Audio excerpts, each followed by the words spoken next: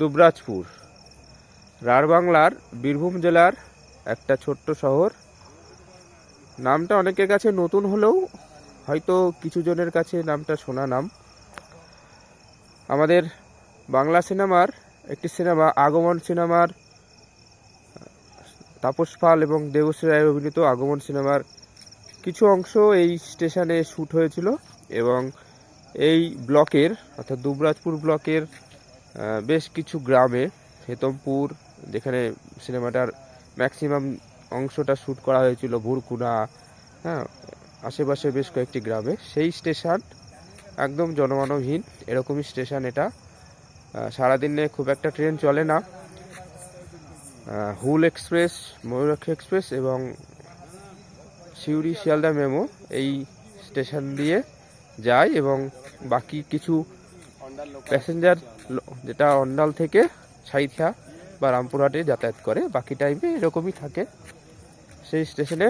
আজকে স্কুল করে এখনও রুমে যাইনি আমরা তিনজন মাস্টারমশাই। এই যে দুই মাস্টারমশাই, বাঁকুড়া, নদিয়া এবং ভিডিওর অপর প্রান্তে আর একজন নদিয়ার। এখানে আমরা এসেছি আজকে, একটু ইচ্ছা হলো মুড়ি খাওয়ার জন্য।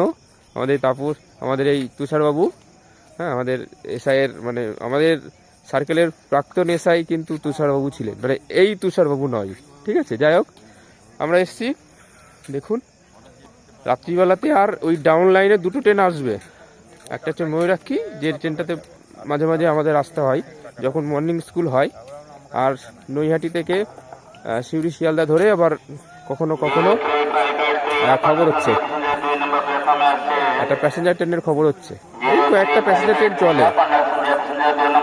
দুবরাজপুরের সামনেই একটা ভৌগোলিক জায়গা, দুটো ভৌগোলিক জায়গা রয়েছে আপনারা জানেন। একটা হচ্ছে বক্রেশ্বরের হটস্পট মানে হট স্প্রিং, যেটা উষ্ণ প্রস্রবণ, আপনারা ভূগোল বইয়ে পড়েছেন হয়তো।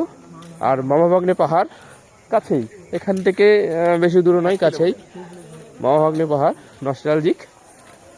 আর বক্রেশ্বরের একটা থার্মাল প্লান্ট এখানে আছে সামনে, একটা ড্যাম রয়েছে। তো জিওগ্রাফিক্যালি এই নামটা কিন্তু বেশ পরিচিত একটা নাম। স্টেশনে লোক নেই, কিন্তু ভৌগোলিক দিকে প্রথম কথা হচ্ছে যে এটা রাঢ়বাংলা, অর্থাৎ আমাদের পশ্চিমবঙ্গের মৃত্তিকা বেশ কয়েকটা ভাগ রয়েছে।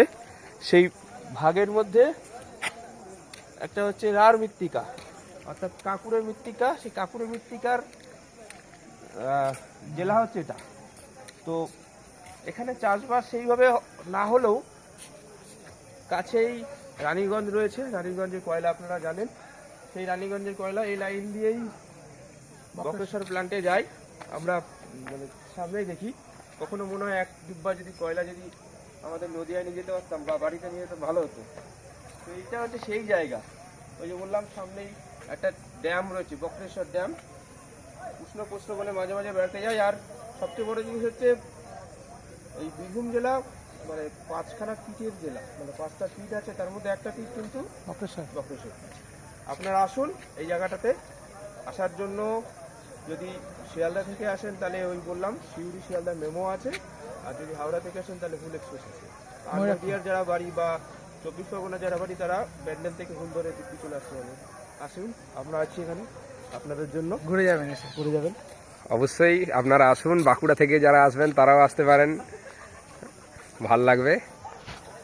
সমস্ত সাহায্য পাবেন এখান থেকে। ডেসক্রিপশন বক্সের লিঙ্ক দেওয়া থাকবে, মোবাইল নাম্বার থাকবে, যে যা কিছু সাহায্যের জন্য ফোন করবেন অবশ্যই সমস্ত কিছু তথ্য পেয়ে যাবেন।